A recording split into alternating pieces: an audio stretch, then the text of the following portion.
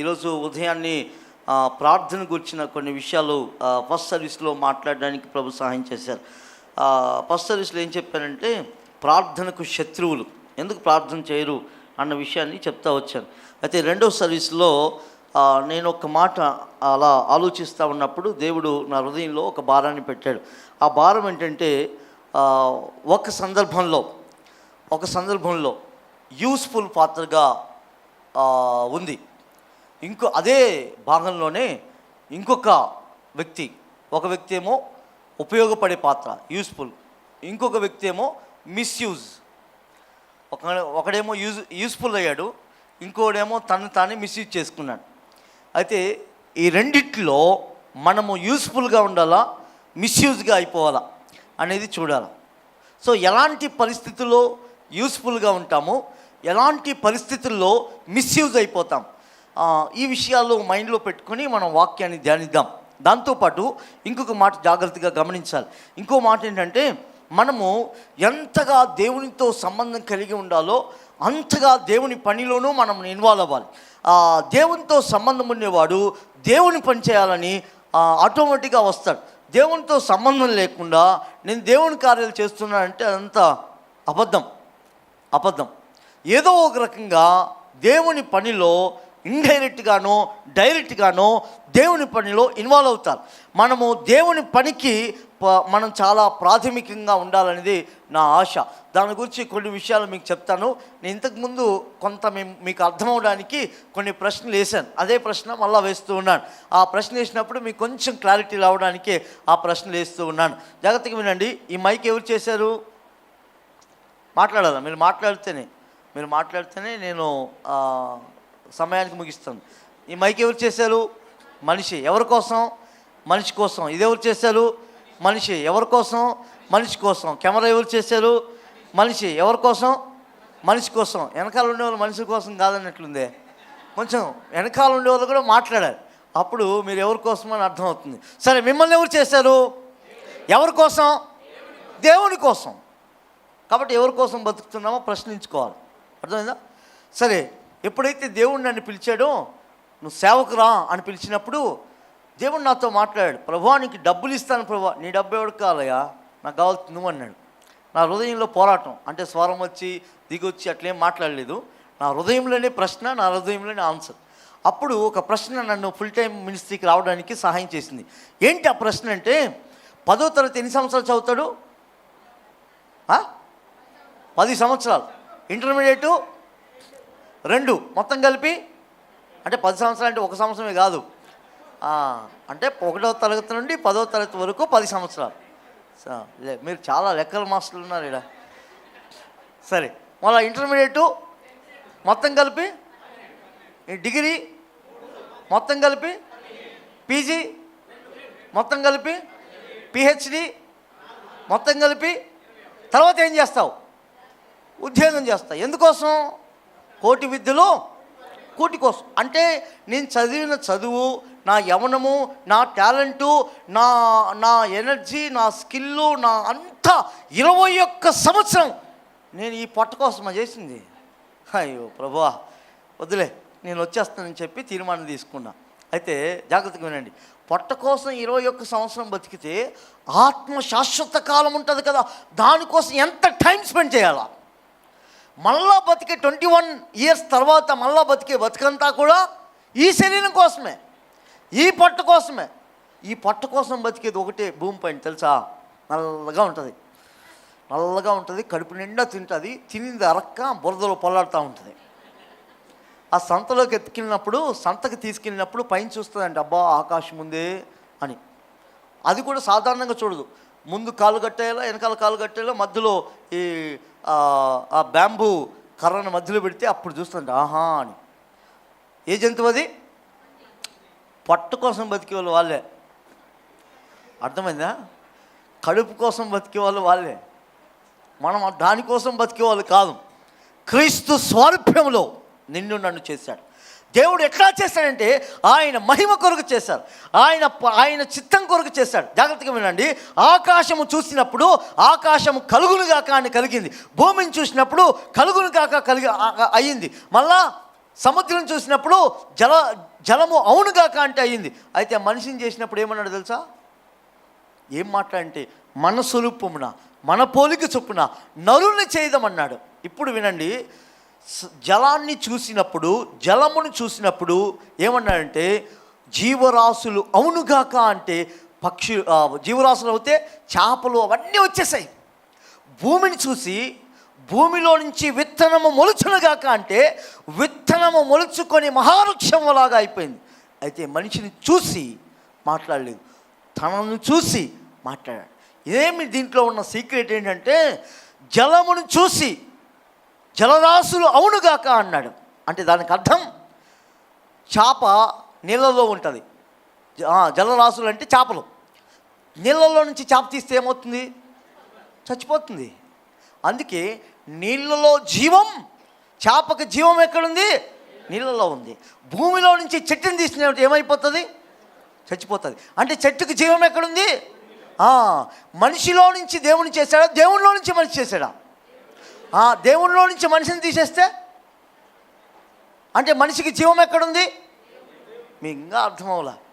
మీరు వెనకాల ఉండే వాళ్ళు ఒకసారిగా చెప్తేనే నాకు అర్థమైందని అర్థమవుతుంది. చేపకు జీవం ఎక్కడుంది? నీళ్ళలో. చెట్టుకు జీవం ఎక్కడుంది? మనిషికి జీవం ఎక్కడుంది? దేవుణ్ణిలో లేకపోతే నువ్వు చచ్చినంత సమానం. బతుకున్నావా చచ్చిపోయినావా అనేది నువ్వే ఆలోచించాలి. దేవుణ్ణిలో లేనివాడు చచ్చినోడు. కాబట్టి చాలాసార్లు మనం చచ్చినోడా అని తిడతారు కదా, అట్లా తిట్టాల్సిన అవసరం లేదు. నీకే అర్థమైపోతుంది నువ్వు చచ్చినోడా బతికినోడా అని. కాబట్టి జాగ్రత్తగా వినండి. దేవునికి మనము విలువ అయ్యే పాత్రగా, ఉపయోగపడే పాత్రగా ఉండాలి. కొరింథీ రాజుల గ్రంథం 2వ అధ్యాయం 5వ వచనం. 2 రాజులు 5వ అధ్యాయం 1 నుంచి 5 వచ్చిన దాంట్లో ఒక వచనం మాత్రం చదువుకుందాం. మీరు గమనిస్తే 2వ వచనం చదువుకుందాం. 2వ వచనం చదవండి. Page number 310, 310. సిరియనులు గుంపులు గుంపులుగా బయలుదేరి ఇజ్రాయేలీల దేశము మీదికి పోయి ఉండేది.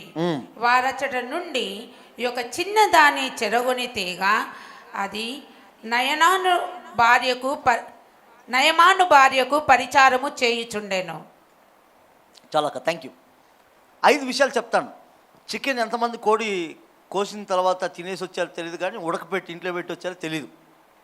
అయితే చికెన్ కనబడినప్పుడు ప్రతిసారి 5 సీలు మీకు కనబడాలి. ఫస్ట్ సి ఏంటంటే క్యాప్టివ్. చెప్పండి, captive. Second C commitment. Second C ఏంటి? కమిట్మెంట్. 3వ సి కన్సర్న్. 3వ సి ఏంటి? కన్సర్న్. 4వ సి కంపాషన్. 4వ సి ఏంటి? కంపాషన్. 5వ సి కరేజ్. 5వ సి ఏంటి? కరేజ్. ఈ 5 విషయాలు మాత్రమే మీకు తెలియచేస్తాను. ఈ 5 విషయాల్ని చాలా జాగ్రత్తగా మీరు వింటే మీకు అర్థమైపోతుంది. ఫస్ట్ సి ఏంటి? క్యాప్టివ్. 2వ సి కమిట్మెంట్. 3వ సి కన్సర్న్. 4వ సి కంపాషన్. 5వ సి కరేజ్. ఈ 5 సీలు మన జీవితంలో ఉంటే మనము దేశాన్ని మార్చే వ్యక్తులుగా ఉంటాము. ఆ అమ్మాయి ఇజ్రాయేల్ చిన్నది ఒక చిన్న క్యాన్సల్ మీటింగ్ స్టార్ట్ చేసింది. పాపం ఆమెకి ఎవరు లేరు. ఆ క్యాన్సల్కి మెంబర్ ఎవరో తెలుసా? లీడరు ఆమె, మెంబరు ఇజ్రాయేల్ నయమాను భార్య. నయమాను ఇంటిలో చిన్న క్యాన్సల్ గ్రూప్ స్టార్ట్ చేసింది. కానీ దేశానికి అది మార్పుగా మార్చబడింది. చిన్న క్యాన్సల్. ఈ క్యాన్సల్లో చాలా జాగ్రత్తగా, తెలివిగా, మాదిరికరంగా ఆ అమ్మాయి ఉంది. నేను దీన్ని క్యాన్సల్ ఎందుకన్నానంటే వాళ్ళు అంత అనుభవం ఉంది కాబట్టి, ఆ అమ్మాయి చెప్పిన మాట అంత బంధం ఉంది కాబట్టి ఆ అమ్మాయి చెప్పిన మాట నయమాను విన్నాడు. నయమాను సాధారణమైన వ్యక్తి కాదు. జాగ్రత్తగా వినండి. She was captive but she is positive. అర్థమైందా? బందీగా ఉంది కానీ ఆమె పాజిటివ్గా ఉంది. ఎందుకయ్యా ఈ కష్టాల్లో తెచ్చాడు? ఎందుకయ్యా ఇలాంటి పరిస్థితుల్లో నన్ను దేవుడు తీసుకొచ్చాడు? ఈ బైబిల్లో రాయబడింది చిన్నది. ఇప్పుడు మనం చదివిన భాగంలో అధి అని రాయబడింది. అది అంటే అర్థం అన్రెస్పెక్ట్. ఒక అమ్మాయిని గౌరవం లేకుండా మాట్లాడడం, మర్యాద లేకుండా మాట్లాడడం. అట్లాంటి అమ్మాయిని కింద వచ్చిన అలా చూస్తే ఇజ్రాయిల్లో చిన్నది అని గౌరవించాడు. ఎవడైతే పలికాడో అదే పలికిన నయమాను చిన్నది. ఆ చిన్నదాని ద్వారా దేవుడు నా జీవితాన్ని మార్చాడు, దేశాన్ని మార్చాడు. ఎంత గౌరవం! ఆ చిన్నదానిలో ఉన్న దేవుని చూశాడు. చిన్నదానిలో ఉన్న దేవుణ్ణి చూడడం వల్ల ఆ దేవుని బట్టి ఆ చిన్నదానికి గౌరవం వచ్చింది. 12 years గర్ల్. బైబిల్ పండితులు ఏమంటారంటే 12 సంవత్సరాలు 13 సంవత్సరాలు టీనేజ్ ఉన్నటువంటి అమ్మాయి. అలాంటి వయసులో చూడండి, చిన్న అమ్మాయి కానీ పెద్ద మనసు, చిన్న అమ్మాయి కానీ పెద్ద మనసు, పెద్దోళ్ళు ప్రవర్తించే విధానంగా చాలా కమిట్మెంట్ కలిగిన అమ్మాయిగా ఈ అమ్మాయి చూస్తూ ఉంది. నిజంగా ఎంత ధన్యత కదా. ఇంకొకటి, నేను ఈ అమ్మాయి గురించి చెప్పే ముందు ఈ 5 విషయాలు చెప్తాను. దానికి కొంచెం బ్యాక్గ్రౌండ్ చెప్పడానికి ఇంకొకడు ఉన్నాడు అదే ఇంట్లో, అదే ఇజ్రాయెల్ దేశానికి చెందినవాడు, చాలా మిస్యూజ్గా బతికాడు. చదువుదామా? అదే 2 రాజులు 5వ అధ్యాయం 26వ వచనం. అంతటా ఎలీషా వానితో, ఆ మనుషుడు తన రథము దిగి నిన్ను ఎదుర్కొనుటకు తిరిగి వచ్చినప్పుడు నా మనసు నీతో కూడా రాలేదా? నా మనసు నీతో కూడా రాలేదా? ద్రవ్యమును వస్త్రములను ఒలీవ చెట్ల తోటలను ద్రాక్ష తోటలను గొర్రెలను ఎడ్లను దాసీలను సంపాదించుకొనుటకు ఇది సమయమా? దేవుడు బాధ్యతనిచ్చాడు, భవిష్యత్తునిచ్చాడు, అద్భుతమైన సెటప్నిచ్చాడు. అంటే దానికి అర్థం ఎలీషానిచ్చాడు, ప్రవక్తనిచ్చాడు. ఆయన ఉన్న ప్లేస్ అంతా కూడా ఆధ్యాత్మికమైన అద్భుతమైనటువంటి స్థలాలు. చుట్టూ గొప్ప ప్రవక్త, గొప్ప అద్భుతాలు, ఆత్మీయతలో ఎదుగుతూ ఉన్నాడు. అలాంటి వానికి వచ్చిన చెడు బుద్ధి, ఆయన జీవితాన్ని మిస్యూజ్ చేసుకుంటున్నారు. పక్కన చెప్పండి, నువ్వు యూజ్ చేసుకుంటావా మిస్యూజ్ చేసుకుంటావా అని అడగండి. నీ లైఫ్ను యూజ్ చేసుకుంటావా మిస్యూజ్ చేసుకుంటావా? Very good. ఇప్పుడు చెప్పండి, దేవునికి యూస్ఫుల్గా ఉండాలి, దేవునికి విలువైన పాత్రగా, ఉపయోగపడే పాత్రగా మనం ఉండాలి. జాగ్రత్తగా వినండి. ఇక్కడ చూస్తే ఈ ఎలీషా దగ్గర నేర్చుకున్నటువంటి గెహాజీ దేవుని యొక్క మాటలు విన్నాడు. ఎలీషా దగ్గర చాలా చక్కగా అన్ని ట్రైనింగ్లో ఉన్నాడు, తర్ఫీదు పొందుకున్నాడు, దేవుని మహిమ తెలుసు, దేవుని కార్యాలు తెలుసు. అయితే ఈ నయమాను అక్కడ తెలిసిన వెంటనే అక్కడి నుంచి బయలుదేరి వచ్చాడు. ఎలీషా దగ్గరకు వచ్చినప్పుడు ఎలీషా అన్నాడు, అయ్యా నువ్వు వెళ్ళి ఆ నదిలో మునుగు అన్నాడు. మునుగుమన్నప్పుడు, అయ్యో మా దేశంలో లేవా నదులు, ఈయన పెద్ద చెప్పడానికి వచ్చాడు. ఆ నదులేనే మునగాలంట అన్నప్పుడు పక్కన ఉన్నాడు, అయ్యా ఆయన ఏమైనా బంగారు లేదా పెద్ద పెద్ద పనులు కట్టడాలు కట్టమంటే కట్టేవాడివి కదా, ఆ మునిగేదానికి ఏమొచ్చింది కంటే, సరే నేను మునిగేస్తానని చెప్పి మళ్ళీ తీసుకెళ్ళి మునిగాడు.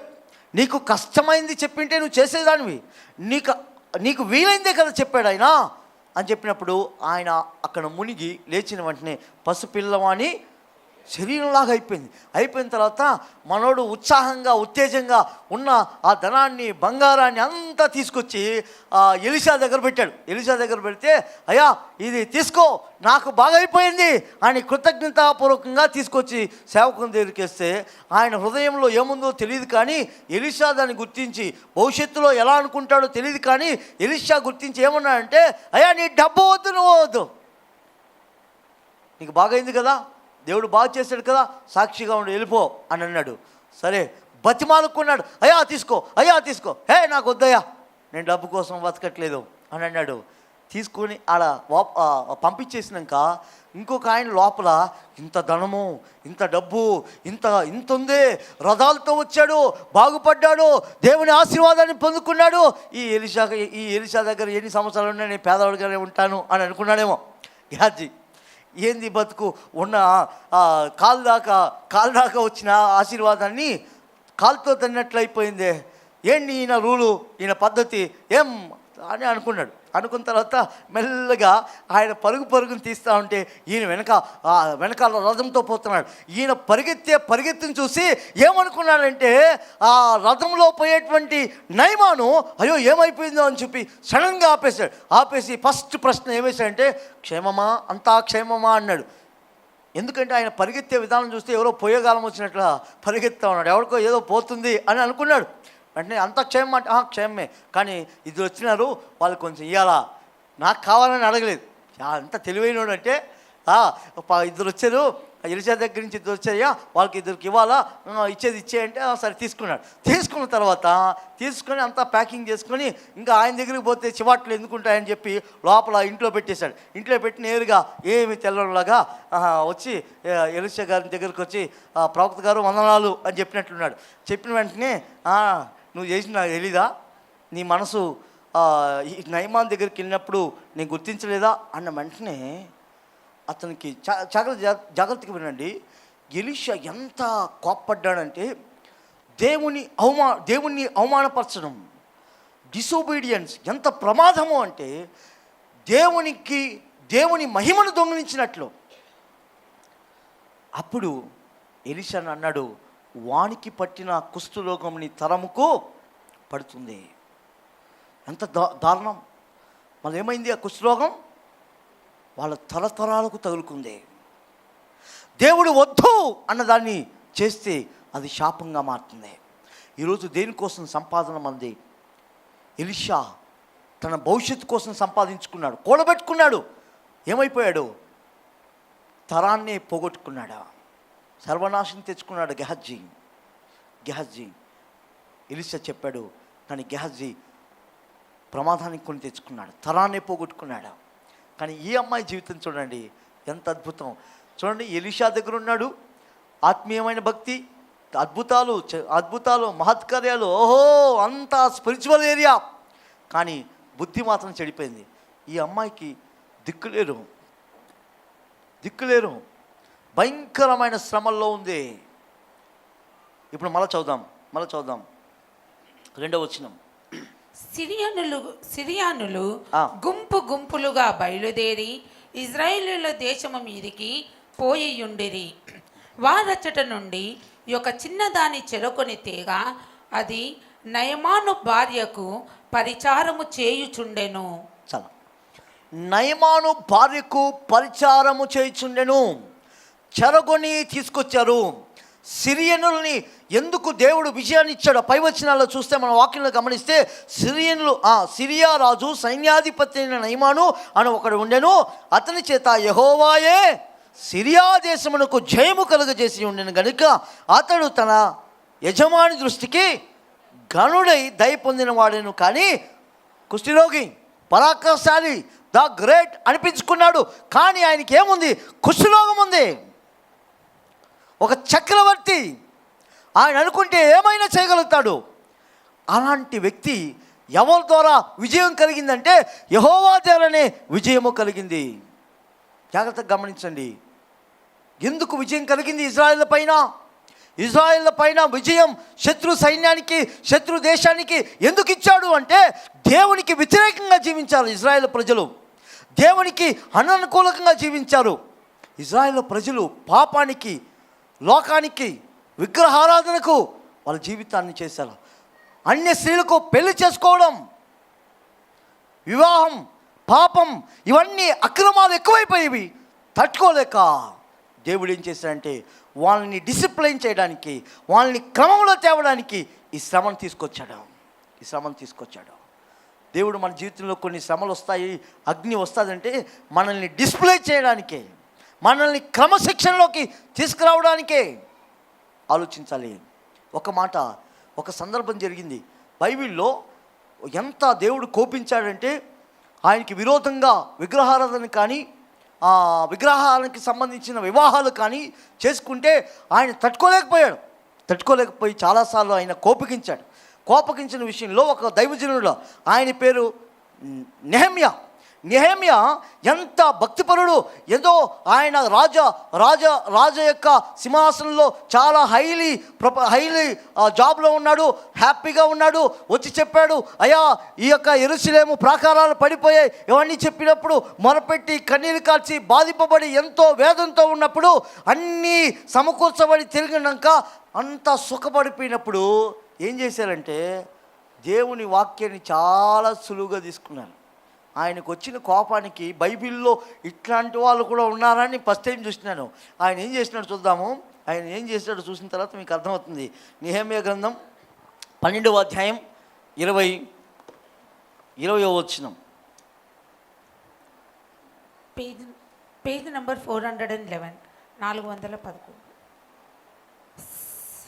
సల్లాయి ఇంటి వారికి 12:20. 22 అక్క, 22.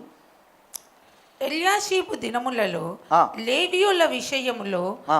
యోయాదా యోహానుకు 23 చదవండి అక్క, డైరెక్ట్ 23 చదివేసి. ఎల్యాషీబు కుమారుడైన యోహానును దినముల వరకు. నెహెమ్యా 13:23 అక్క. 13. 13. ఆ దినములలో, ఆ దినాలలో అష్టోదు, అమ్మోను, మోయాబు సంబంధులైన స్త్రీలను వివాహము చేసుకొనిన కొందరు యూదులు నాకు కనబడిరి. వారి కుమారులలో సగము మంది అష్టోదు భాష మాట్లాడువారు. వారు ఆయా భాషలు మాట్లాడువారు, కానీ యూదుల భాష వారిలో ఎవరికినీ రాదు. అంతటా నేను వారితో వాదించి వారిని శపించి కొందరిని కొట్టి వారి తల వెంట్రుకలను పెరికివేసి, మీరు వారి కుమారులకు మీ కుమార్తెలను ఇయ్యకయు మీ కుమారులకైనను మీకైనను వారి కుమార్తెలను పుచ్చుకొనకయు ఉండవలెనని వారి చేత దేవుని పేరట ప్రమాణము చేయించి ఇట్టి కార్యములు జరిగించి ఇజ్రాయేలీయుల రాజైన సొలొమోను పాపము చేయలేదా? చాలా ఆ కింద భాగంలో చూస్తే ఆయన ఎక్స్ప్లెనేషన్ ఇస్తున్నాడు. నాకు అనిపిస్తుంది, నెహెమ్యా ఇంత కష్టపడి తన జీవితాన్ని, తన జాబును వదిలేసి దేవుని మందిరం కొరకు, ప్రాకాల కొరకు నిలబడితే అన్య జాతుల కొరకు అన్ని స్త్రీలను తీసుకెళ్ళి పెళ్లి చేసుకొని దేవునికి విరోధంగా ఇష్టానుసారంగా జీవిస్తూ యూదా భాషను వాళ్ళ పిల్లలకు నేర్పించలేదు, మర్చిపోయారు. యూదా భాష కూడా మర్చిపోయారు, దేవునికి కూడా మర్చిపోయారు, దేవునితో సంబంధం అన్నీ మర్చిపోయారు. ఎంత తెలివైన అంటే మధ్యలో ఈయన మాట్లాడుతూ ఉంటే ఒక ఆమె లేచి వచ్చినట్లుంది, ఒక ఆయన లేచి వచ్చాడు. ఏం పర్వాలేదు, అన్నిల్ని పెళ్లి చేసుకుంటే మనకు ఒక ఆత్మ వస్తుంది కదా, మన డైలాగ్ కొట్టినట్లే వాళ్ళు డైలాగ్ కొట్టినట్లు ఉన్నారు. ఆయన కోపం వచ్చింది, తీసుకొని 1-2 వేసి ఏం చేశాడు, తల వెంట్రుకలు పెరిగినాడంట. అంత కోపం ఉంటే, నా జీవితాన్ని ఇంత వెచ్చించాను, ఇంత కష్టపడ్డాను, ఎన్నో శ్రమల్లో ఇంత నేర్పించిన తర్వాత కూడా, ఇంత కష్టపడిన తర్వాత కూడా మీకు వాక్యం తెలియట్లేదా, ఇష్టానుసారంగా జీవిస్తామని చెప్పి ఆయన కోపగించాడు నెహెమ్యా. బైబిల్లో ఇంత ఉగ్రుడిగా ఉన్నటువంటి వ్యక్తి ఈయనొక్కడే. ఎంత బాధ. పిల్లల్ని పెంచే విధానం చాలా జాగ్రత్త అని ఈ విషయంలో మనం చూస్తున్నాం. జాగ్రత్త గమనించండి. ఈ చిన్నది, ఈ ఇజ్రాయిల్ చిన్నది బానిసగా ఉంది, కానీ పాజిటివ్గా ఉంది. నా దేవుడు ఇక్కడికి తీసుకొచ్చాడు, ఎందుకో తీసుకొచ్చాడు, ఏదో నా ద్వారా ఈ దేశంలో కార్యం చేయబోతున్నాడు, ఈ ఇంటిలో కార్యం చేయబోతున్నాడు. పాజిటివ్గా ఆలోచించింది. Uncomfortable situation, unfavourable situation, foreign land, foreign language, foreign food, కానీ దేవుణ్ణి మర్చిపోలేదా? విదేశీ భాష, విదేశీ కల్చర్, విదేశీ సంస్కృతి, అలాంటి ప్లేస్లో స్వదేశమైన దేవుణ్ణి, ఏ దేవుణ్ణి అయితే పూజిస్తుందో ఆ దేవుణ్ణి విడిచిపెట్టలేదో. ఆ ఇంట్లోనే ఆ దేవుని మహిమను గణపరిచింది. ఈరోజు మన పిల్లలు విదేశాలకు వెళ్ళిపోతే దేవుడు లేదు, దేవుని సేవకుడు లేదు, మొత్తం దైవమే. ఆ కల్చరు విచిత్రమైనటువంటి పాపం, విచిత్రమైనటువంటి విధానాలు వెళ్ళిపోతున్నారు ఈరోజు జాగ్రత్తగా గమనించండి. ఈ ఇజ్రాయిల్ చిన్నది ఎంత చక్కగా మాదిరిగా ఉందండి, ఎంత చక్కగా మాదిరిగా ఉంది. ఆ అమ్మాయి బందీగా ఉంది, కానీ ఆమె హృదయం బందీగా లేదు, ఆమె మనసు బందీగా లేదు. ఈరోజు చాలామంది హృదయాలు బందీకరంగా అయిపోయాయి, అంధకారంలో మునిగిపోయాయి. దానికి కారణం ఎవరు తెలుసా? తల్లిదండ్రులు. ఈ అమ్మాయికి నేర్పించి 12 సంవత్సరాలు బిడ్డ దేవుని కొరకు ఆలోచించిందంటే, చిన్నప్పటి నుంచి యూదులకు, యూదా సంబంధమైన వ్యక్తులు ఎంత చక్కగా నేర్పిస్తారంటే, ద్వితీయోపదేశకాండం 6వ అధ్యాయం 4వ వచనం నుంచి రాయబడింది, నువ్వు పడుకున్నప్పుడు దేవుని వాక్యాన్ని హృదయంలో ఉండాలి, మనసులో ఉండాలి, వెళ్తున్నప్పుడు ఉండాలి, బాసికలుగా దాన్ని నీ కళ్ళకు కట్టుకోవాలి అన్న విషయాలు మనం అక్కడ చూస్తూ ఉన్నాం. ఎంతో చక్కని మాటలు, దేవుని మాటలు అక్కడ ఉన్నాయి. ఈరోజు మన పిల్లల్ని ఎలా నేర్పిస్తున్నాం, ఎలా పెంచుతున్నాం ఆలోచించాలి. దేవుని మహిమ కొరకుందా, దేవుని మహత్యం కొరకు జీవిస్తున్నారా? నేను చదువుతున్నాను, జాగ్రత్తగా వినండి. 4వ వచనం నుండి, ఇశ్రాయేలులారా వినుడి, మన దేవుడైన యెహోవా ఒక్కడే. నీ పూర్ణ హృదయముతో, నీ పూర్ణ ఆత్మతో, నీ పూర్ణ బలముతో నీ దేవుడైన యెహోవాను ప్రేమించవలెను. నేను ఈ దినము నీకు ఆజ్ఞాపించు నీ మాటలన్నీ నీ హృదయంలో ఉండవలెను. నీ పిల్లలకు వాటిని గట్టిగా బోధింపవలెను. గట్టిగా బోధించాలా? హే, దేవుని వాక్యం చదువు, దేవుని వాక్యంలో నడువు. ఎట్లా బోధించాలంటే మనం ఏం చేస్తామంటే కింద చూస్తే, నీ పిల్లలు వాటిని గట్టిగా నీ ఇంట కూర్చుండగానే వాటిని గురించి చెప్పాలి. కూర్చున్నప్పుడు ఏం చేస్తాం? మొబైల్ ఇస్తాం, లేదా టీవీ పెడతాం, ఇంకేం చేస్తాం? వాళ్ళ కబుర్లు వీళ్ళు కబుర్లు పెడతాం. కూర్చున్నప్పుడు దేవుని మాటలు చెప్పాలా. ఇంకేమని రాయబడింది?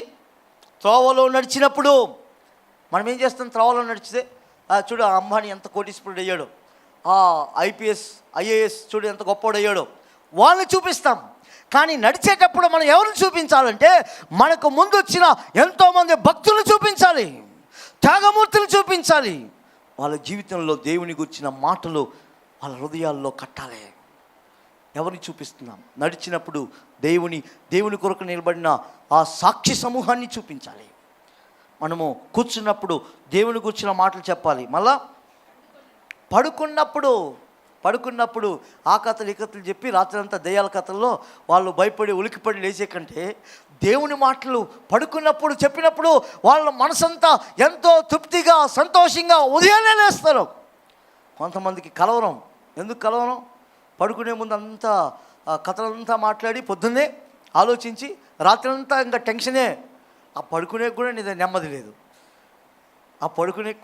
లేదు. రాత్రంతా కళ్ళలో పొద్దున్న లేచి ఆ టెన్షన్తో పరుగో. కాబట్టి పడుకున్నప్పుడు దేవుని మాటలు, దేవుని కార్యాలు హృదయాల్లో ఉంచుకొని ఎంత సంతోషకరమైన కుటుంబాలుగా ఉంటాయి, ఎంత ఆనందకరమైన కుటుంబాలుగా ఉంటాయి. దేవుని కొరకు అననుకూలమైన పరిస్థితుల్లో కూడా ఆయన కొరకు నిలబడేటువంటి బిడ్డలుగా ఉంటారు. ఇంకా చాలా విషయాలు ఉన్నాయి పిల్లల విషయంలో. ఈరోజు మన పిల్లలు ఎలా ఉన్నారు ఆలోచిద్దాం. దేవుని కొరకు నిలబడే బిడ్డలుగా ఉన్నారా? అన్కంఫర్టబుల్ సిచ్యువేషన్, అన్ఫేవరబుల్ సిచ్యువేషన్, కానీ దేవుని కొరకు నిలబడి గొప్ప ఇజ్రాయెల్ చిన్నదిగా మనం చూస్తున్నాం. ఇంకొక మాట ముందుకెళ్దాం. 2వ వచనం మనం చూస్తే, 2వ మాట, ఆ అమ్మాయికి కమిట్మెంట్ ఉంది. 3వ వచనం చదవండి. అది షోమ్రోనులోనున్న ప్రవక్త దగ్గర నా ఏలినవాడు ఉండవలెనని నేనెంతో కోరుచున్నాను. అతడు నా ఏలినవానికి కలిగిన కుష్ఠరోగమును బాగు చేయునని తన యజమానురాలితో అనెను. ఈ అమ్మాయి ఎంతగా దేవుని గురించి ఆలోచించిందంటే, నాకు ఈ శ్రమ, ఈ కష్టం ఎందుకు వచ్చిందో తెలియదు, అది దేవుడు ఇక్కడ నన్ను తీసుకొచ్చాడంటే ఏదో ఆయన మహిమ కొరకు నన్ను తీసుకొచ్చాడని ఆలోచిస్తూ ఉండంగానే దేవుడు ఒక భారాన్ని చూపించాడు, ఒక పరిచయని చూపించాడు, ఒక పనిని చూపించాడు. నీకు ఆ మనసు ఉంటే దేవుడు నీకు ఇస్తాడు. నీకు మనసు లేదంటే దేవుడు పరిచయం ఎందుకు ఇస్తాడు? అసలు నువ్వు ఆలోచన ఉంటే అవకాశాలు దేవుడు ఇస్తాడు. నీకు ఆ భారం ఉంటే ఆ బాధ్యతను దేవుడు ఇస్తాడు. మనం చాలాసార్లు అవకాశం నాకు ఎవరు చేయట్లేదు అంటే ఎవడు హీరో? నీకు ఆ మనసు ఉండాలా, చేయాలనే తపన ఉండాలా, కోరిక ఉండాలా. అప్పుడు దేవుడు ఖచ్చితంగా ఆ మార్గంలో నడిపిస్తాడు. మేము ఎంత భయంకరమైన శ్రమల్లో వెళ్ళాము అని అంటే, ఆదివాసుల మధ్యలో ప్రభుని నమ్ముకుంది ఒక ఫ్యామిలీ. నమ్ముకున్న తర్వాత నందులవాడ అనేటువంటి ప్రాంతం, ఆమె ఒక్క ముసలిదే వచ్చింది. ప్రార్థన చేస్తే బాగైన వెంటనే సైలెంట్గా ఆదివాసులు ఎట్లుంటారు, హడావిడి ఎక్కువ చేస్తారు. బాగైన తర్వాత హే నాకు బాగా అయిపోయింది, ఆ దేవుడు బాగా చేశాడు, ఆ దేవుడు బాగా చేశాడని చెప్పి ఊరంతా ఊరేగించుకొని చెప్పింది. వాళ్ళు ఏం చేశారు, వాళ్ళ ఇంట్లో ఉన్న వాళ్ళ కొడుకే చితకబాదిన తర్వాత అక్కడ ఉన్న ఊరు వాళ్ళందరూ వచ్చారు, భయంకరంగా కొట్టారు ఆమెను. హే నేను చంపేసినా పర్వాలేదు, నేను మాత్రం యేసుప్రభుని వదలనన్నాడు. ఆ దెబ్బకి ఏమైందో తెలుసా, ఆ ఊరు వాళ్ళంతా కూర్చొని పంచాయతీ పెట్టారు. ఇది జరిగింది సోమవారం మంగళవారం అవుతుంది. వచ్చే ఆదివారం పొద్దున్నే 5 గంటలకి ఉరి తీస్తామని డిక్లేర్ చేస్తే ఆమెకి టెన్షన్ ఉందో లేదో, అక్కడ మిషనరీగా ఉన్న నాకు లబోదిబో అని కొట్టుకునేది, లబ్డబ్ అని కొట్టుకునేది, లబడబా అని కొట్టుకుంది. అయ్యో ఆమె ఏ ధైర్యంగా ఉందో తెలీదు, నాకు టెన్షన్ ఎక్కువైపోయింది. ఎంత టెన్షన్గా ఉన్నానంటే సోమవారం అయిపోయింది, మంగళవారం అయిపోయింది, గురువారం అయిపోయింది, గురువారం అయిపోయిన తర్వాత శుక్రవారము, శనివారం తెల్లారుజామున వస్తుంది. అన్ని చోట్ల ప్రార్థన విన్నపములు చేశాము. నేను 2 ఆప్షన్లు చూసుకున్నాను. అక్కడ ఏమన్నా అయితే అటాక్ చేస్తే ఎస్కేప్ అయిపోదామని రెడీగా ఉన్నాను. ఇంకొక చోట అలాంటి పరిస్థితులు వచ్చినప్పుడు ఎట్లా మనం ముందుకెళ్ళాలి, మనిషి రీతిగా మనం ఎన్నోసార్లు ఆలోచిస్తాం కదా, అన్ని రకాలుగా ఆలోచిస్తున్నాం. దేవా నువ్వే దిక్కు అని చెప్పి ఏడుస్తా ప్రార్థన చేస్తా కన్నీళ్ళు కాలుస్తూ ఉన్నప్పుడు ఆ లోపలే దానికి ముందు రోజు శుక్రవారం రోజు నైటు మా పిల్లలకి భయంకరమైన ఫీవరు. కొండ నుంచి కిందకి దిగాలంటే 3 గంటలు ప్రయాణం అయ్యేవాళ్ళ. నాకు టైఫాయిడ్ వచ్చింది, నా భార్యకు ఫీవరు, నా 2 పిల్లలకి ఫిబ్రవరి సీజన్ వచ్చి ఆక్సిజన్ లెవెల్ డౌన్ అయిపోయాయి. కొండకు వచ్చి దిగేసరికి చాలా భయంకరం. ఏం చేయాలో అర్థం కాలేదు మొత్తం. ఇంకొక అబ్బాయి యేసుప్రభుని నమ్ముకున్నారని చెప్పి ఊరి నుంచి వెళ్ళేశారు. నీళ్ళు ఇవ్వలేదు, 2 రోజుల నుంచి నీళ్ళు తాగలేదు. ఆయన భయంకరం కొడితే రక్తం కారుకొని 16 ఏళ్ళ వయసు అబ్బాయి 24 కిలోమీటర్లు నడుచుకొని వచ్చాడు రాత్రుల్లో ఆ లోయల్లో, ఆ పర్వతాల్లో. ఇట్లా అయిపోయింది. అన్నీ ఒక్కసారిగా వచ్చేసరికి హృదయము, మనిషి టెన్షన్ కదా ఎట్లా ఉంటుందంటే అది ఊహించలేంది. అలాంటి టైంలో పొద్దున్నే 5 గంటలకి డిక్లేర్ చేస్తున్నారు, అందరూ వెళ్ళిపోయారు. ఆదివారం పొద్దున్న చర్చి దగ్గర చూస్తే ఉరి తీయబడింది. ఉరి తీసి అందరూ ఏడుస్తున్నారు. ఎందుకు ఉరి తీయబడిందో తెలుసా? ఏ వ్యక్తి అయితే ఉరి శాసనం చెప్పాడో అదే వ్యక్తి వాళ్ళ అన్నదమ్ములకి రాత్రి ఆ పటేలు, ఊరు పటేలు అంటారు, ఊరు పటేలు ఆ రాత్రి అంతకు ముందు రోజు ఏం జరిగిందంటే గొడవలు వచ్చి ఆయన మనస్తాపం చెంది ఏ ఉరితాడు విశ్వాసకి వేయాలనుకున్నాడో అదే ఉరితాడులో వీడేసుకొని చచ్చిపోయాడు. ఇప్పుడు ఏమైంది తెలుసా? అదే గ్రామంలో ప్రభుని నమ్ముకొని 93 మంది బాప్తిసం తీసుకోవడానికి దేవుడు సహాయం చేశాడు. ఎందుకు ఈ విషయం చెప్తున్నానంటే అననుకూల పరిస్థితుల్లో దేవుని మహిమ మనకు చూపిస్తాడు. మన కష్టాల్లో ఎందుకు నేను కష్టాలు తీసుకొస్తున్నాను అని అడిగితే నువ్వు యెషయా గ్రంథం 48:10 ఉంటే, నేను నిన్ను పుటమ వేసి తిని వెండిని వేసినట్లు కాదు, కానీ ఇబ్బంది అనే కొలిమిలో నిన్ను నేను పరీక్షించి తిని. ఇబ్బంది అనే కొలిమిలో కట్టి పెడితే ఇనుము పెట్టినప్పుడు ఎలా ఉంటుంది? బాగా కాల్చి దాన్ని సుత్తితో కొడితే షేప్ వస్తుంది. మన షేపులు మారాలంటే, మన రూపులు మారాలంటే అగ్గితో కాల్చాల. ఎప్పుడైతే మనం కాల్చబడతామో అప్పుడే మన షేపులు మారుతాయి. అందుకే ఇప్పుడు మన షేపులు అంతా ఎటో ఉన్నాయి. దేవుని షేపులోకి రావాలనుకో సుత్తితో కొట్టాల, అది దేవుడు అగ్ని పెట్టాల. శ్రమలు రాలేదంటే మీరు షేపులో లేరని అర్థం. శ్రమలు ఎక్కువగా వస్తుందా, కష్టాలు ఎక్కువ వస్తున్నాయా, రోగాలపైన రోగాలు వస్తున్నాయా అంటే నువ్వు షేపులోకి వస్తున్నావు అని అర్థం. నేను ఆదివాసుల మధ్యలో పరిచయం చేసి నా పళ్ళు పోయినాయి. అంతకుముందు బాగానే ఉన్నాయి, చిన్న వయసులోనే పళ్ళు పోగొట్టుకున్నా. అందుకే షేపులోకి వచ్చాను. ఈ షేప్ కాదు కానీ ఆ షేప్ కరెక్ట్గా వస్తున్నా. అర్థమైందా? మన షేపులు మారాలంటే మన కష్టాలు ఎక్కువగా రావాలా, శ్రమలు ఎక్కువగా తగలాలా, అప్పుడే దేవా అని ప్రార్థన చేస్తాం. కానీ ఆ అమ్మాయి గురించి ఏం ఆలోచించలేదు. నేను బందీలో ఉన్నాను, నాకు అమ్మ లేడు, నాకు తండ్రి లేడు, ఏం ఆలోచించలా. నిన్నటి దాకా నాన్న అన్నం పెట్టేది, అమ్మ అన్నం పెట్టేది, నిన్నటి దాకా తల్లిదండ్రులు అన్నీ ఇచ్చారు. ఈరోజు ఒక ఇంట్లో పని మనిషిగా పనిచేస్తూ ఉంది. ఎంత దారుణం! దేవుణ్ణి ఎప్పుడు దూషించలేదు. ఎందుకు ప్రభా ఈ శ్రమ అని అనలేదు. అది ఇజ్రాయేల్ బిడ్డలు మన బిడ్డలా కాదని, ఇజ్రాయేల్ బిడ్డలు నిజంగా యోసేపుని బందీగా తీసుకెళ్ళి జైల్లో పడేసి నిలబెట్టితే రోషం కలిగి బతికాడు, రాజులుగా బతికారు కదా. బానిసలుగా పోయారు కానీ రాజులుగా బతికారు. దానియేలు బానిసగా వెళ్ళాడు, రాజుగా బతికాడు. ఈ అమ్మాయి బానిసగా వెళ్ళింది కానీ రాణిగా బతికింది. మన పిల్లలు అన్నీ ఉన్నా కూడా సాతానికి బందీగా బతుకుతారు. ఎంత దారుణం కదా. ఈ ఇజ్రాయిల్ చిన్నది ఎంత గొప్ప ధన్యత. ఇంకా మనం చూస్తే ఇంకొక మాట మీకు దీన్ని బలపరచడానికి ఇంకొక మాట ఉంది. రోమిలకు రాసిన పత్రిక 8:17 చదవండి. రోమిలకు రాసిన పత్రిక 8:17 17 పేజ్ నంబర్ 138. మనము పిల్లలమైతే వారసులము, మనం ఒకవేళ దేవుని పిల్లలమైతే వారసులం, అనగా అనగా దేవుని వారసులము, దేవుని వారసులం, క్రీస్తుతో కూడా మహిమ పొందుటకు, క్రీస్తుతో కూడా మహిమ పొందుటకు, ఆయనతో శ్రమ పడిన ఎడల, ఆయనతో శ్రమ పడిన ఎడల క్రీస్తు తోడి వారసులము. క్రీస్తు తోడి వారసులం. ఇప్పుడు మీ పక్కన నుండి చెప్పండి, నీకు శ్రమలు వచ్చాయా? నువ్వు ధన్యుడు, ఎందుకంటే నువ్వు క్రీస్తు తోడి వారసులు. చెప్పండి, నువ్వు క్రీస్తు తోడి వారసులు. ఇజ్రాయెల్కి షేప్ రావడానికి సిరియన్ని దేవుడు లేపాడు, ఇండియాకి షేప్ రావడానికి పలానోడిని లేపాడు. అర్థమైందా? పంజాబ్లో ఎంత దారుణం అంటే ఆయన షేప్ మార్చడానికి జైలుకి పోయాడు. కుప్పలు కుప్పలకు వస్తారు ఆయన దగ్గరికి, ప్రసంగాలు ఉండవు, ఏముండవు. ఆయన షేప్ మార్చడానికి జైల్లో ఎత్తుకుపోయి పడేశాడు దేవుడు.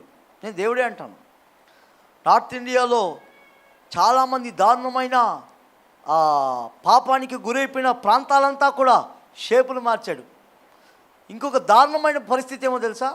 మనము నార్త్ ఇండియా కొరకు ఆలోచించాలి, ప్రార్థన చేయాలని మన షేపులు మార్చడానికి పాపం వాళ్ళ రక్తాలు కారుతూ ఉన్నాయి, వాళ్ళు కన్నీళ్ళు కారుస్తున్నారు.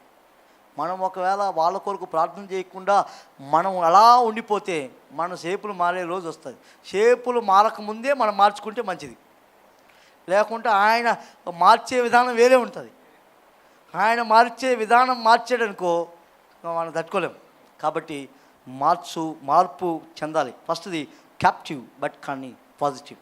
ఆ అమ్మాయి బందీగా ఉంది కానీ చాలా పాజిటివ్గా థింక్ చేస్తుంది. ఎంత గొప్ప జీవితం. రెండవది, ఆ అమ్మాయి చాలా కమిట్మెంట్. ఎంత కమిట్మెంట్ అంటే మనం డిసెంబర్ 1వ తారీఖున పాపాలన్నీ ఒప్పుకుంటాం. ఫస్ట్ తారీఖున ప్రభువా నీ కోసమే నా జీవితం అని చెప్పి కన్నీళ్ళు కారుస్తాం.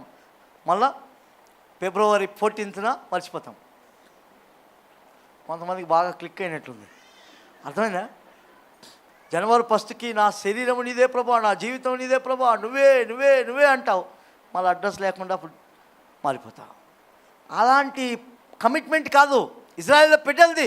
వాళ్ళ కమిట్మెంట్ అంటే చావైనా రేవైనా పర్వాలేదు ప్రభువా, నేను నీకోసం బతుకుతాను, నా శరీరాన్ని పాపానికి అప్పగించను, నా శరీరాన్ని నీకే అప్పగిస్తాను. అది వాళ్ళ కమిట్మెంట్. ఈ అమ్మాయి కమిట్మెంట్ ఎంత గొప్పదంటే చేసే చిన్న చిన్న పనుల్లో కూడా ఆ యొక్క నయమాను భార్య నువ్వు అట్రాక్ట్ చేసింది. ఎంత బాధ్యత కలిగింది! ఎక్కడి నుంచి నేర్చుకున్నావమ్మా నువ్వు? నీ బాధ్యత ఇంత పర్ఫెక్ట్గా ఉంది, ఎవరు నేర్పించాలి నీకు? ఆమె జీవితం, ఆ ఇజ్రాయెల్ యొక్క చిన్నదాని జీవితం నయమాను భార్యను ప్రభావితం చేసింది. మన జీవితాలు ఉన్నాయి, ఎట్లున్నాయి? చర్చిలో ఏమో దేవదూత, రోడ్లో ఏమో రాజదూత, ఇంటికి వెళ్తే యమదూత. చర్చిలో దేవదూతలాగా ఉంటాం, రోడ్లోకి వెళ్తే రాజదూత ఉంటాం, ఇంటికి వెళ్తే భూతంలాగా తయారవుతాం. అలా కాదు. ఈ అమ్మాయి జీవితం ఎంత ప్రభావితం చేసిందంటే ఆమె దేవుని దగ్గరకు వచ్చేటట్లు ప్రభావితం చేసింది. నేను మళ్ళీ అప్పుడప్పుడు చెప్తా ఉంటా, పైన పర్సనాలిటీ, లోపల మున్సిపాలిటీ.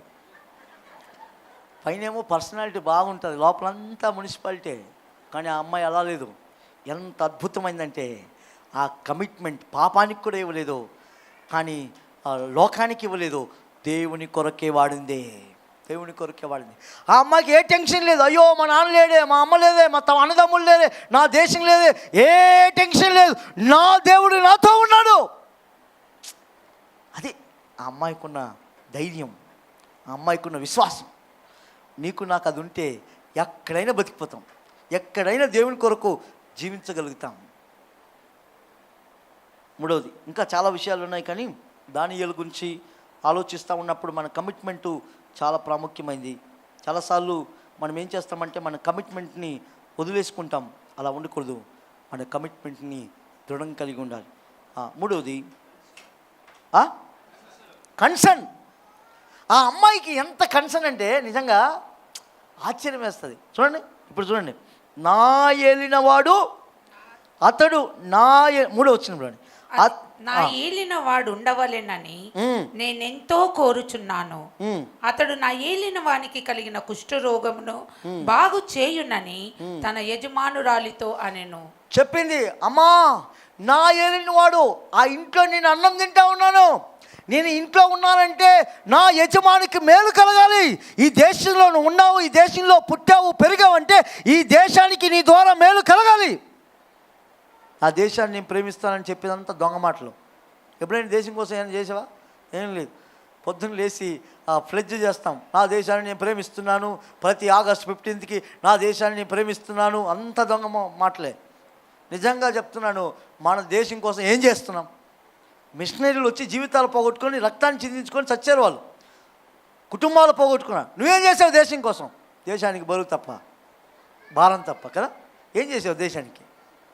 ఈ అమ్మాయి ఏమంటే, నా ఏలిన వాడు బాగుపడాలా, నా యజమానుడు బాగుపడాలి, నా దేశం బాగుపడాలి, నా గ్రామం బాగుపడాలి, నా వీధి బాగుపడాలా.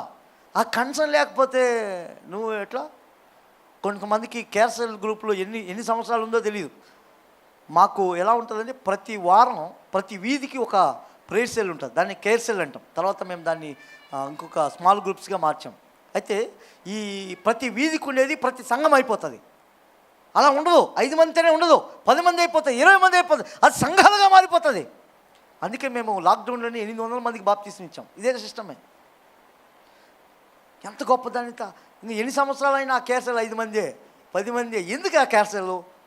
కూర్చుంటున్నావు, సప్పట్లు కొట్టుకున్నా వస్తున్నావు, అభివృద్ధి లేదు. ఆ క్యాన్సర్లో మనం వృద్ధి కలుగు చేయాలా. ఈ అమ్మాయి చూడండి, చిన్నది, ఎవరు చెప్పాడు, ఎవరు నేర్పించలేదు. పిలిపించాడా, దేవా అని వచ్చాడా, ఎవరైనా దర్శనం ఇచ్చాడా? ఏం లేదు. ఆ అమ్మాయికి ఏముందంటే, నా దేవుడి కోసం నేను ఏమైనా చేయాలి, అది మనసులో ఉంది. అందుకే నువ్వు నీ ఈదిలో ఉన్నావు అంటే ఈదిలో ఉండవాలని మారాలా, అది నీ కన్సర్న్గా ఉండాలా. నువ్వు ఒక విలేజ్లో ఒక గ్రామంలో ఉన్నావంటే అక్కడ మారాలా. నువ్వు ఒక డిపార్ట్మెంట్లో ఉన్నావు అన్న చెప్పాడు. చాలా అద్భుతమైన సాక్ష్యం, నేను చాలా సంతోషించాను. నా గురించి, నా దేవుడి గురించి తెలిసిపోవాలంటే నేను క్రైస్తవుడిని. ఎందుకు? నా దేవుడు. ఇప్పుడు మనం బైబిల్ మూసుకొని పోతాం, సంకలం పెట్టుకొని కదా. ఎంత తెలివైన వాళ్ళు మనం. అలా కాదు, దేవుని కోసం జీవించాలా. అలాంటి రోషం కలిగిన బిడ్డలుగా మనం ఉండాలి. సో రెండవది, మూడవది, ఫస్ట్ ఏంటి, రెండవది, మూడవది కన్సర్న్. నీ కన్సర్న్ ఏమి? కొంతమందికి కన్సర్న్లు వేరే ఉంటాయి. నాకు బిల్డింగ్ కట్టాలా, చచ్చే లోపల ఒక పెద్ద బంగ్లా కట్టాలా, ఆ కన్సర్న్. ఇంకొకరికి ఏం కన్సర్న్ తెలుసా? నా పిల్లలు ఉన్నతమైన స్థాయికి వెళ్ళాలా, పరలోకం పోయినా పోకపోయినా పర్వాలే, కానీ ప్రైమ్ మినిస్టర్ అయిపోవాలా. ఇదొక కన్సర్న్ ఉంటుంది. ఇంకొకరికి ఏం కన్సర్న్ తెలుసా? ఇంకా దారుణంగా రకరకాల కన్సర్న్స్ ఉంటాయి. ఇప్పుడు ఆలోచించు, ఆత్మీయంగా నీకేం కన్సర్న్ ఉంది? నీ కుటుంబంలో నీ పిల్లలకి ఏ కన్సర్న్ ఉంది? నువ్వు అన్ని గోళ్ళు పెట్టుకుంటావే, పిల్లలకి గోలు, నీకు గోలు, కుటుంబానికి ఒక గోలు, అన్ని గోళ్ళే. గోల్ అంటే తెలుసా? మా ఆదివాసిలో ఒకరికి గోల్ బనావర బాయ్ అంటే వాడు 0 రౌండ్ వేసి ఏ గోల్ బండిగా అనేసాడు. అది కాదు బాబు కదా. చాలాసార్లు మనం ఏం చేస్తున్నాం, నిజమే, మన జీవితాల్లో మనకు గోల్ ఉండాలంటే గుండు 0 కొట్టి ఏ గోల్ బండిగా. అలాగే ఉంది ఆత్మీయంగా. మీ గోల్ ఏంటి అని అంటే 10 సంవత్సరాలకి మీ స్థితిలో ఎదగాల. అలా ఉండకూడదు. 10 సంవత్సరాలు 15 సంవత్సరాలు ఎక్కడ పడినా అక్కడ ఉండకూడదు, ఎదుగుతూనే ఉండాలా. ఈ అమ్మాయి చూడండి, ఒక్కొక్క స్టెప్ ఎంత బాగా ఎదుగుతూ ఉందో. కన్సర్న్, హృదయం కదిలిపోయింది దేవుని కొరకు. నాకు అనిపిస్తుంది, పాత నిబంధనలో యేసు ప్రభుకున్న మనసు ఈ అమ్మాయికి ఉంది, కొత్త నిబంధనలో యేసయ్య మనసు ఈ చిన్నదానికి ఉంది, యేసయ్య హృదయం ఉంది. ఒక మాట చెప్పి నేను బలపరుస్తాను. మొదటి యోహాను రాసిన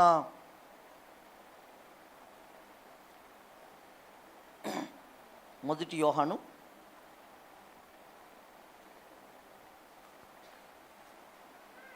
2వ అధ్యాయం 4వ అధ్యాయం 17వ వచనం. క్షమించాలి, 1 జాన్ పేజ్ నంబర్ 223, 223. తీర్పు దినమందు మనకు ధైర్యము కలుగునట్లు దీని వలన ప్రేమ మనలో పరిపూర్ణత చేయబడి ఉన్నది.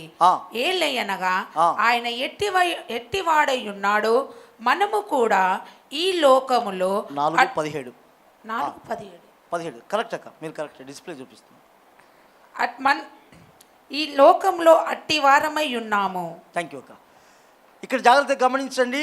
ఈరోజు రేపో నువ్వు చచ్చినా యేసు ప్రభు వచ్చినా మనం చావాల్సిందే. చచ్చిపోయిన తర్వాత న్యాయ సింహాసనం ముందు నిలబడాలా.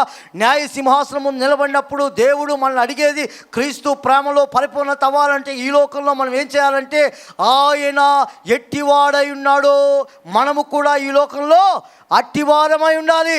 ఆయన ఎట్టివారై ఉన్నాడు, పరిశుద్ధుడిగా ఉన్నాడు. ఆయన ఎట్టివారై ఉన్నాడు, కనికరం కలిగిన వాడు ఉన్నాడు. ఆయన ఎట్టివాడు ఉన్నాడు, దయ కలిగిన వాడు ఉన్నాడు. ఆయన ఎట్టివాడిగా ఉన్నాడు, ఆత్మల సంపాదనగా ఉన్నాడు. ఆయన ఎట్టివాడిగా ఉన్నాడు, మనం కూడా ఈ లోకంలో అట్టివారుగా ఉండాలి. యేసయ్యను జిరాక్స్ కాపీలాగా చూడాలి. మనం అట్టివారుగా ఉన్నామా, యేసు ప్రభులా కనబడుతున్నామా అనేది ఆలోచించాలి. కొంతమందిని చూస్తే ఆమె దగ్గరికి పోతే మనశ్శాంతి అంతా పోతుంది అంటారు. ఈ మొస్తే ఏదో కలనం పెట్టేస్తుంది అంటారు కదా. అలా ఉండకూడదు. ఈ మొస్తే శాంతి వస్తుందయ్యా, ఈ మొస్తే నెమ్మది వస్తుంది. ఈ ఇజ్రాయేల్ చిన్నది వాళ్ళ ఇంట్లో ఉన్న సమస్యని ఎలా పసిగట్టింది. ఒక కుష్ఠరోగం కనబెట్టాలంటే 6 నెలలు టెస్టులు చేస్తే తప్ప అది కుష్ఠరోగం అని తెలీదు. ఈ చిన్నది అది చూసిన వెంటనే వానికి రోగం ఉందని చెప్పేస్తుంది. ఎందుకంటే కుష్ఠరోగం అంత ప్రమాదమని ఇజ్రాయేలుకి నేర్పించబడింది. పాపం అంత ప్రమాదమని పిల్లలకు నేర్పించబడాలి. నరకం ఎంత ఘోరమో తెలియచేయబడాలి. మన జీవితంలో అలాంటి సాధనం మనకుంటే మన పిల్లలు దేశానికి ఆశీర్వాదకరంగా ఉంటారు. దేశాన్ని ప్రభువులోకి నడిపిస్తారు. ఈరోజు నువ్వు నేను ఆయన ఎట్టివాడై ఉన్నాడో మనం కూడా అట్టివారమై ఉన్నాడు. మళ్ళీ ఒకసారి చదువుదాం చివరి భాగం. ఏలయనగా ఆయన ఎట్టివాడై ఉన్నాడు, మనము కూడా ఈ లోకములో అట్టివారమై ఉన్నాము. అట్టివారమై ఉన్నామా? ఆయనలాగా ఉండాలి. ఆయనలాగా అది మనకు నేర్పించాడు దేవుడు. ఈ అమ్మాయి కన్సర్న్ ఏం కన్సర్న్ అంటే ఈ కుష్టి రోగం ప్రమాదం వీడిని ప్రమాదం చేస్తుంది, చాలా ప్రమాదం. 3వది అయిపోయింది కదా. 4వది ఏంటి? కంపాషన్. నాలాంటి వాడు ఆ ప్లేస్లో ఉంటే ఏమనేవాడిని తెలుసా? నన్ను బందీగా తీసుకొచ్చాడు కాబట్టి వీడు కుష్ఠరోగం తగులుకుంది. ఏమంటాం మనం? అనేవాళ్ళం కదా. నన్ను వీడు నోరు పడేసుకున్నాడు కాబట్టి వాడు నోరు పడిపోయింది. వాడు నా కాలుతో తన్నాడు కాబట్టి వాడిని కాలు పడిపోయింది.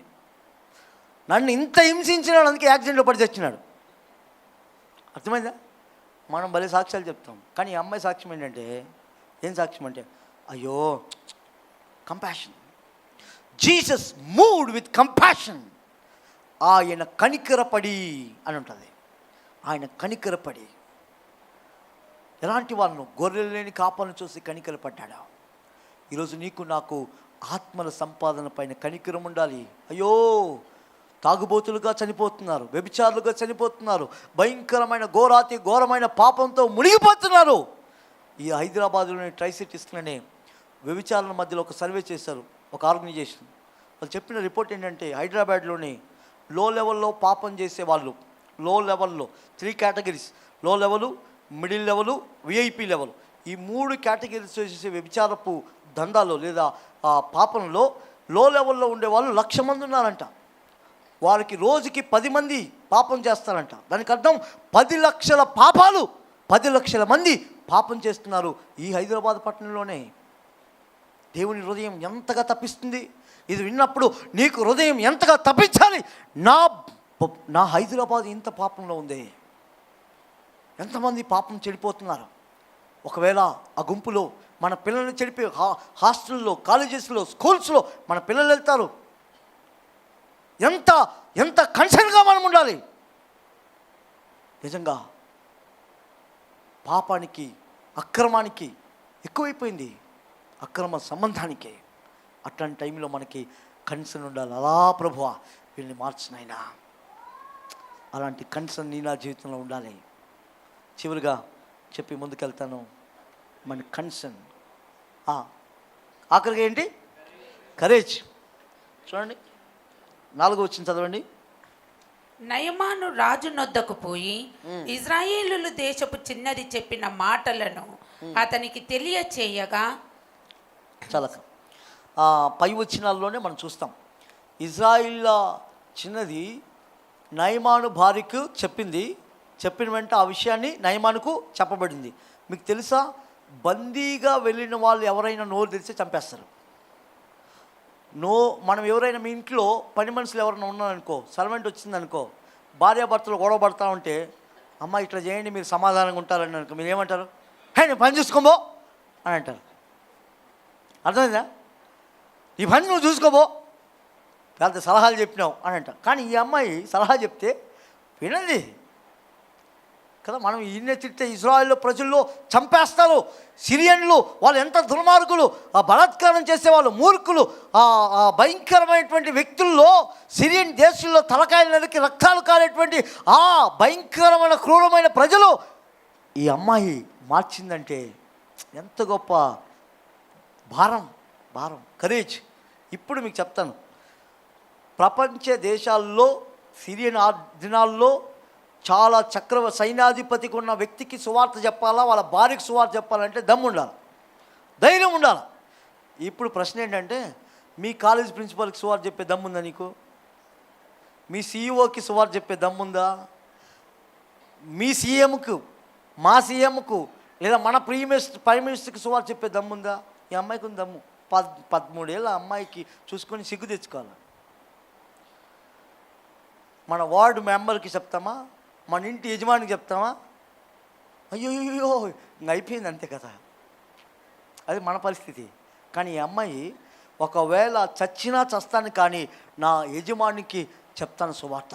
ఒకవేళ నువ్వు సువార్త చెప్పకపోతే, ఆ సువార్త అందించబడకపోతే ఏమైపోతుంది? అతను బాగుపడలేదంటే ఆ కుష్టి రోగము ఆ శరీరంలోనికి వచ్చేసి అది ఏం చేస్తుందంటే రక్తాన్ని చించి దాన్ని రక్తాన్ని తింటూ ఆ శరీరాన్ని తింటూ ఆ శరీరం అంతా కూడా వేళ్లతో కూడా శరీరాన్ని అలా తినేస్తుంది. కుష్ఠరోగం అంత ప్రమాదం, మనిషిని తినేస్తుంది. ఊరి నుంచి వెలివేయబడతాడు, అతను ఉద్యోగం పోతుంది, ఆయన జీవితం పోతుంది, ఆయన పేరు ప్రఖ్యాతలు అన్నీ నాశనం అయిపోతాయి. అలాంటి వ్యక్తిని మార్చింది దేవుడు. దానికి కారణం ఒక చిన్నదే. ఈరోజు అదే పాపం వ్యక్తుల్ని పట్టుకొని ఆ పాపం ఆ వ్యక్తిని ఆ జీవితాన్ని పాడు చేసి చీకటిలోకి తీసుకొచ్చి చివరికి నరకానికి దారి తీస్తుంది. నువ్వు నోరు తెరవకపోతే, ఆ అమ్మాయి నోరు తెరవకుండా ఉంటే వాడు కుష్ఠరోగంలో చచ్చిపోయేవాడు. ఈరోజు నువ్వు నోరు తెరవకుండా ఉండడాన్ని బట్టి ఎంతోమంది నరకానికి వెళ్ళిపోతున్నారా. బ్లాడినా అని ఒక అమ్మాయి ఉంది, మీరు చాలామంది వినింటారు. బ్లాడినా అనేటువంటి అమ్మాయి చిన్న వయసు, యవ్వనురాలు, టీనేజ్లో ఉన్న అమ్మాయి, ఇంట్లో పనిచేసుకుంటూ ఉండేది రాజవంశంలో. నీరో చక్రవర్తి టైంలో చాలా క్రూరుడు. ఎంత దారుణం అంటే వాని పైచాచిక ఆనందం కొరకు ఇజ్రాయెల్ బిడ్డల్ని కాల్చేసి దాన్ని తింటున్నటువంటి సింహాలు తింటూ ఉంటే ఎంజాయ్ చేసేవాడు. అలాంటి దారుణమైన వ్యక్తి ఇంట్లో ఒకరోజు ఆ ఊళ్ళోకి వెళ్ళి చంపేస్తామని చెప్తే అందరూ వెళ్ళిపోయారు, దేవుని విడిచిపెట్టి వెళ్ళిపోయారు. ఈ అమ్మాయి నిలబడింది, నువ్వేం చేసినా పర్లేదు కానీ నా యేసయ్యని నేను వదలననింది.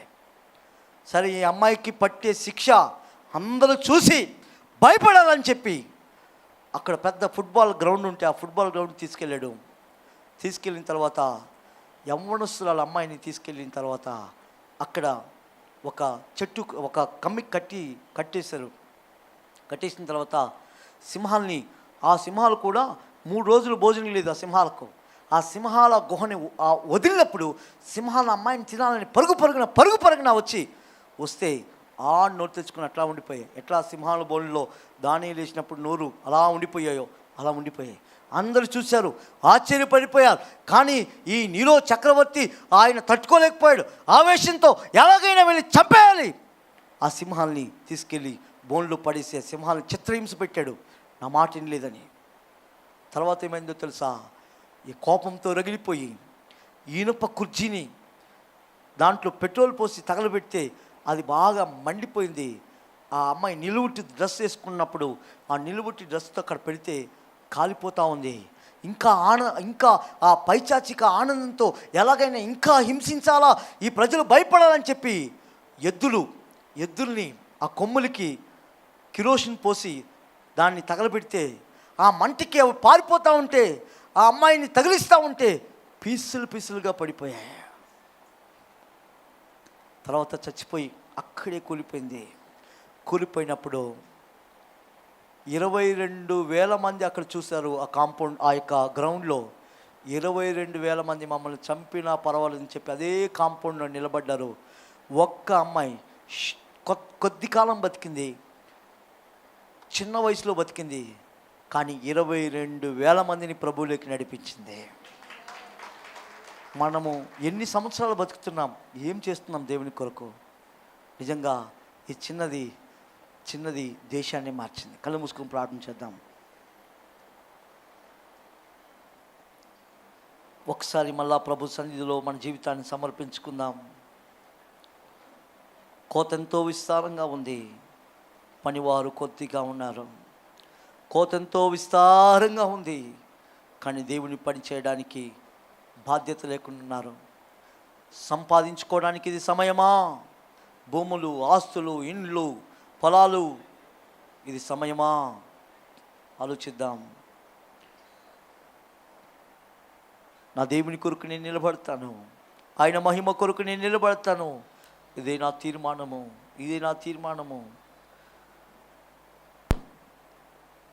రక్షణ పొందని ప్రజలు కోట్ల కొలదిగా ఉన్నారు. రక్షణ పొందని ప్రజలు కోట్ల కొలదిగా ఉన్నారు. ఎవరైనా మనలో ఒకరైనా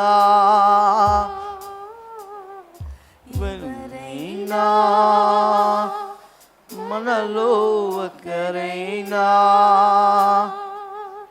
వెళతారా, నా ప్రేమను చెబుతారా? వెళతారా, నా ప్రేమను చెబుతారా? నేను నమ్మిన వారిలో కొందరు మోసం చేశారు. తామని చెప్పి వెనుకకు తిరిగారు. మళ్ళా పడదాం. నేను నమ్మిన వారిలో కొందరు మోసం చేశారు. వెళతామని చెప్పి వెనుకకు తిరిగారు. ఓ తీర్మానంతో వెళ్దాం. దేవా, చాలాసార్లు నేను తీర్మానం తీసుకున్నాను. ఒక క్యాన్సల్ కాదు, ఎన్నో క్యాన్సల్ చేస్తాను, ఎన్నో ఆత్మలు సంపాదిస్తాను. ఈ హైదరాబాద్ పట్టణంలో సువార్త అందని ప్రాంతాలతో మంది ఉన్నారు. ఈ హైదరాబాద్ పట్టణంలో క్రీస్తు ఎరుగని తండ్రి కుటుంబాలు నా చుట్టుపక్కల ఉన్నాయి. వారందరినీ మీ వైపు తీసుకొస్తాను ప్రభువా, ఇదే నా తీర్మానము అని అనుకుంటే 2 చేతులు పైకెత్తే ప్రార్థన చేద్దాము. 2 చేతులు పైకెత్తి, నీ కొరకే నా జీవితం ప్రభువా. ఒక చిన్నది దేశాన్ని మార్చింది. అయ్యా, ఇంత వయసు వచ్చినా, ఇంత తెలిసినా మీకోసం జీవించలేకపోతున్నాం, క్షమించని చెప్పి చేతుల పైకెత్తే దేవుని వైపు చూద్దాం. దేవుని వైపు చూస్తూ చేతుల పైకెత్తి ప్రార్థన చేద్దాం. ఇదిగో దేవా, నా జీవితాన్ని సమర్పిస్తున్నాను. ఇదిగో దేవా, నీ కోసం నేను బతుకుతున్నానని తీర్మానం చేసుకుందాం. దేవా, మీకు వందనాలు చెల్లిస్తున్నాము. నైనా మీరు మాతో మాట్లాడినందుకు స్తుతులు చెల్లిస్తున్నాము. మరొకసారి మా దర్శనాన్ని, మా యొక్క బాధ్యతను గుర్తు చేసుకున్నందుకు వందనాలు చెల్లిస్తూ, మీకే మహిమ చెల్లిస్తూ యేసయ్య నామములో అడుగుచున్నాము తండ్రి. ఆమేన్.